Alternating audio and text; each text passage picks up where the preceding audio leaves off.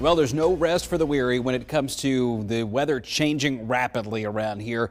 Impact weather again tomorrow, and that's because of a wintry mix to the north of Birmingham and a very cold rain to the south. Then on Thursday, it's just brutally cold. And then again on Friday, we're talking about feels like temperatures down between 0 and 10 degrees. And then in the afternoon, barely getting to 40. Even with some sunshine on Friday. Well, here's the developing winter storm that will be much more impactful north than south this time.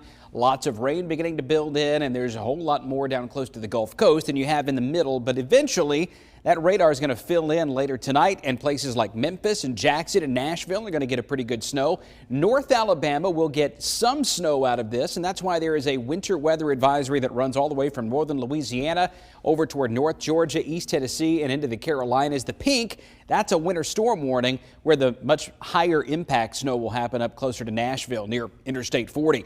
Counties in north and central Alabama included in this would be Cherokee, Etowah, Blount, Cullman, Winston, Marion, Lamar, Fayette, and Walker here in the central part of the state. To the north, it's all of the Tennessee Valley region, including Sand Mountain and Lookout Mountain. But the impacts are going to be a little different from community to community. The way this will work is overnight, some snow starts to build into Hamilton and Russellville, Moulton, the Shoals up to Huntsville. And the farther north you are, the more likely it is that it's all snow, or at least all snow and sleet with no rain mixed in. Right here in that transition zone, close to Highway 69 running from Jasper up toward Cullman, there will be some snow, some sleet, some rain, and at times some freezing rain as temperatures start to drop off into the upper 20s and low 30s early Wednesday morning. And then we get pockets where there may be some snow in the higher elevations around Etowah County, Calhoun County, Cherokee County. Lower elevations, it's likely to be more in the terms of just a cold rain. And it's all snow up toward Huntsville and then up towards Sand Mountain and Lookout Mountain. Behind that, the weather just gets really cold going into Wednesday afternoon and Wednesday evening. So how much snow? For Alabama, it's not as significant as the two big storms we had back in January, but from Huntsville to Decatur to Hartselle, I-65, Highway 24 running from Decatur over to Russellville, Highway 20, and then US 72 between the Decatur area, Athens, and the Shoals. There may be some pretty slick bridges there.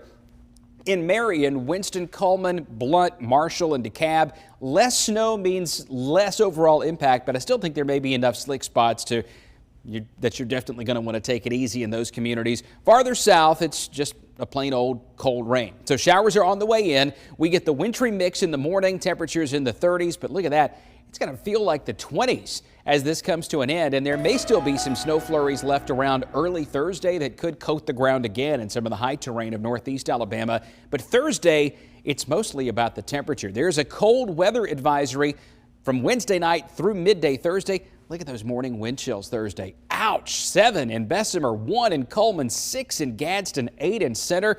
Friday morning is going to be similar. Another hard freeze. Temperatures actually down in the teens with a feels like down as cold as 3 in Cullman, 13 at Brent, and around 12 at Sylacauga. After that, we warm up some. In fact, a week from today, we're back between 65 and 70, but don't put your coats away because it does look like there will be even more cold and potentially wintry weather down the road into March.